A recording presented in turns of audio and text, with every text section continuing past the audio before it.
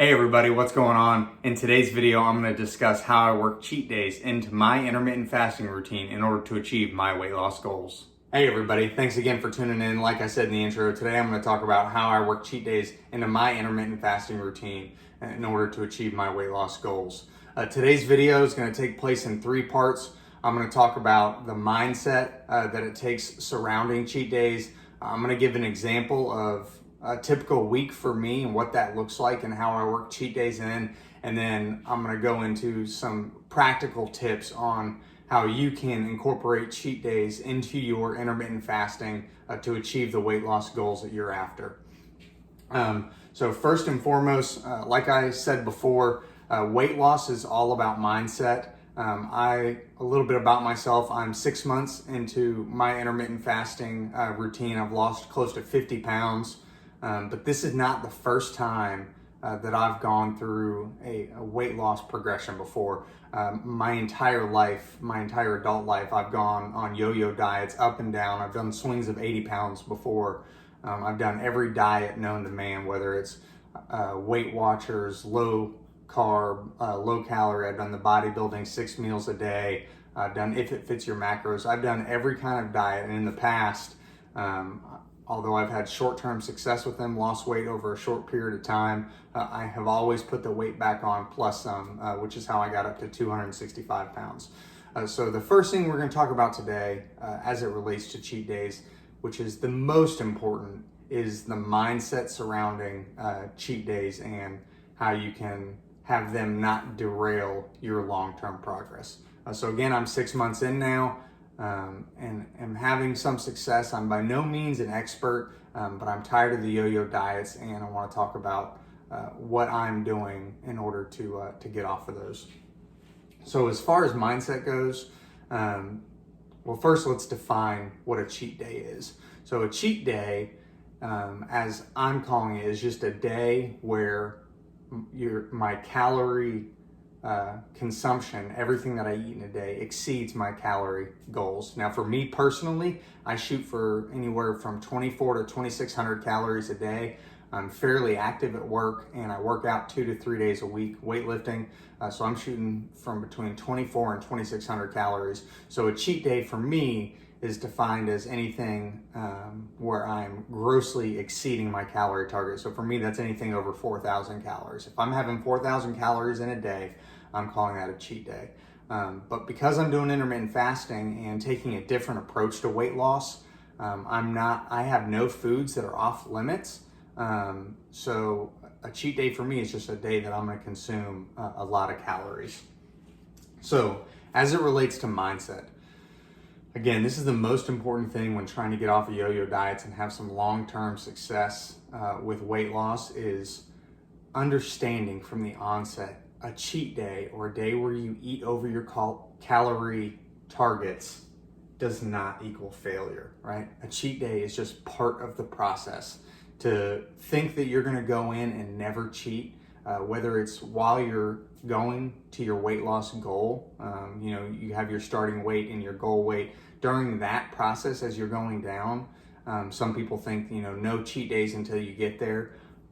But weight loss is all about habit building. And if you're not building in the habits of some days you're going to eat more than you planned on, then you're not really building those habits that you're going to need for long-term success for your life. So cheat days are going to happen. It's part of the process. A cheat day does not equal failure. And that's something that I've struggled with in the past, especially when I was doing a low-carb diet. I was eating less than 60 grams of carbs a day. And if I had, one order of French fries, I would exceed my carb intake for the day, and I would feel like I had failed. And it was that feeling of failure that kept me off track and kept me from wanting to continue, especially when I would hit my goal weight. And then if I had a quote unquote cheat day, I would let that derail my process or my progress. So understand from the outset that cheat days are going to happen. It does not equal failure, and it's a part of the process. And the process that we're doing is building healthy habits and using intermittent fasting to do so. So that's the first thing with mindset, is you have to understand cheat days are going to happen. It's a part of the process, and a cheat day does not equal failure. The next part I want to talk about is, again, I've been doing intermittent fasting now for 6 months, which is the longest I've ever stuck to consistently a weight loss program. In the past 3 months has probably been as long as I've done something. I've lost a lot of weight in those 3 months, but I always put it back on.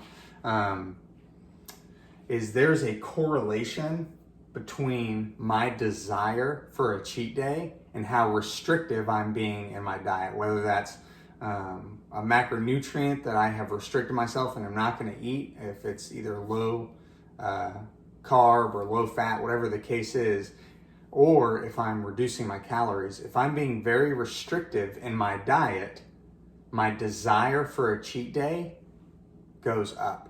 So why is that important with mindset? Is because, again, we're building habits and we're looking for cues.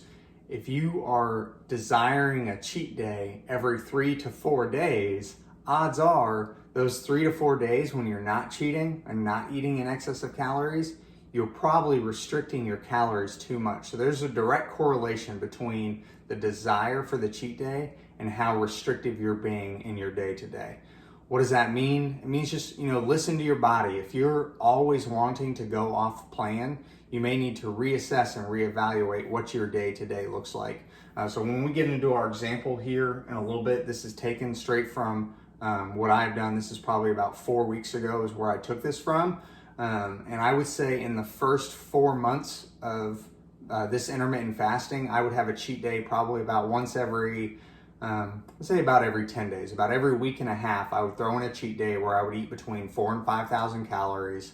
But I was going back looking at my calories to get this example, and I realized I haven't had an extreme high calorie day in about 3 or 4 weeks. And the reason for that is when I look back over the last 3 or 4 weeks, I've been averaging 2,600 calories a day. I'm still losing the pound a week, which is all I'm looking to lose. I'm not looking to lose more than a pound a week. I've been eating plenty, so I haven't been desiring a cheat day as much. So understanding that there's a correlation between how hard you're going in your diet and your desire for a cheat day. So if you really want to cheat consistently, every 3 or 4 days, then you may want to look and see what you're doing on the day-to-day and maybe reassess and reevaluate. So there's that. And then finally is balance. This kind of goes back to understanding that cheat days are going to happen. It's important to find a balance between healthy eating, and in my case, because I'm not restricting any types of calories, all foods are on the table for me. I eat fast food, I eat pizza, I love fried chicken tenders, I eat all those things. I just try to limit the amount, try to limit it to about 2,600 calories a day.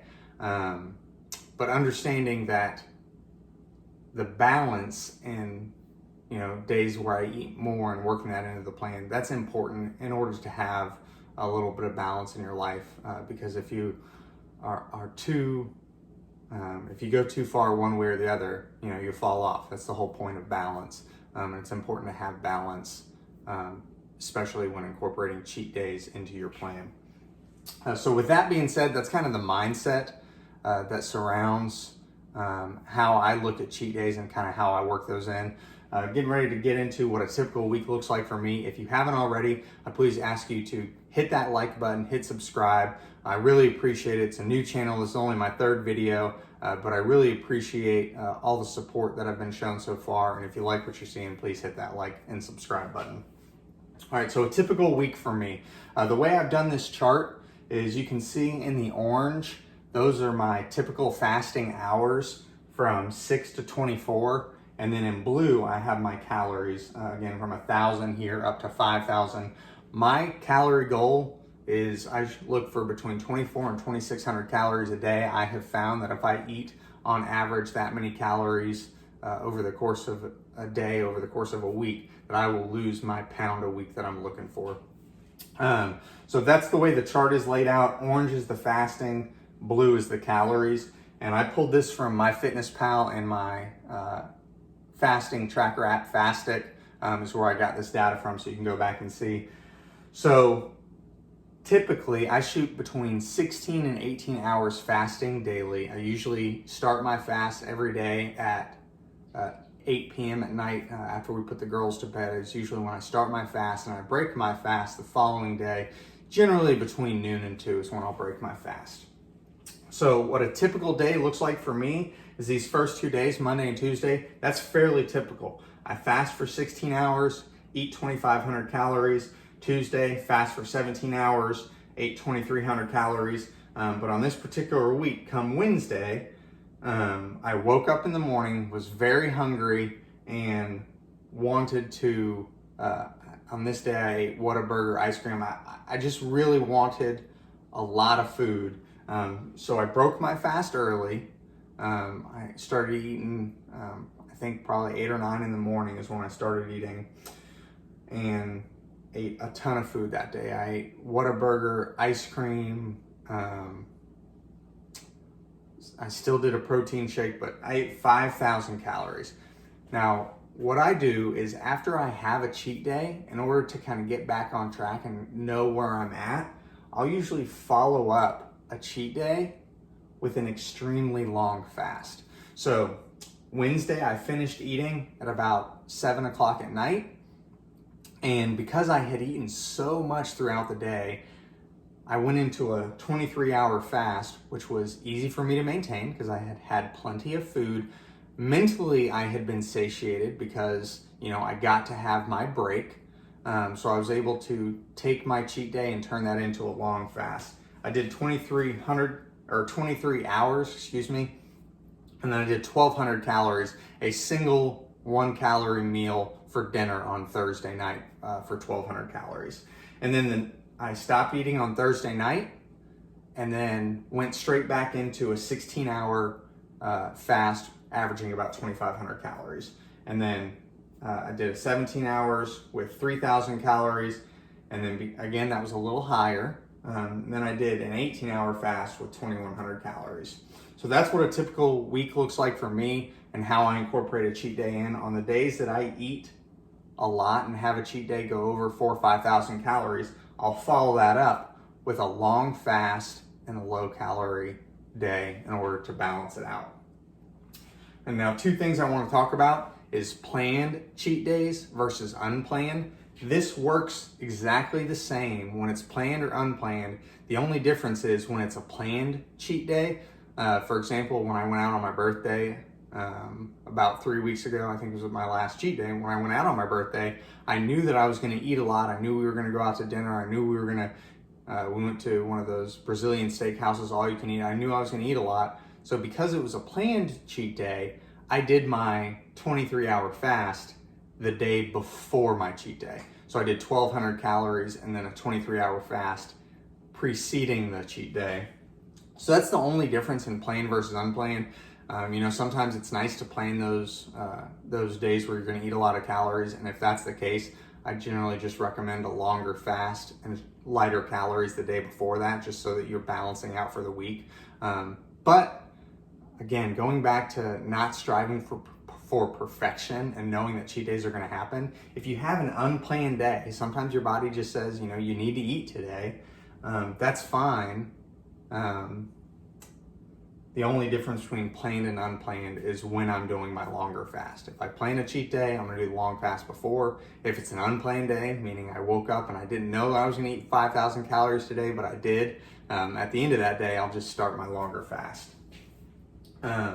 Now, track calories for the week. Now, the reason that this works for me, and I've been able to lose, close to 50 pounds in 6 months, having multiple cheat days. Again, I probably, aside from these last 3 or 4 weeks, which is abnormal for me, for the first 4.5 months of my intermittent fasting, I was having a cheat day about every week and a half. About every 10 days, I would have a cheat day. And the way that I'm able to maintain my weight loss is if you were to add up these calories for these 7 days and divide by 7, you get 2,600 calories. So even though I had 5,000 in a single day, because I followed that up with a 1,200, and because I had 3,000 here and followed that up with a 2,100, my average is still 2,600 calories. Now, the other thing I do is I weigh myself daily. So you do see a big spike after a cheat day, but understand that's just a momentary spike. Just like the increase in calories is just for a day, average out, you're gonna go down. So I track my calories every day, but when I look at how much I'm eating, I look at my average calorie intake for the week, because every day is gonna be a little different.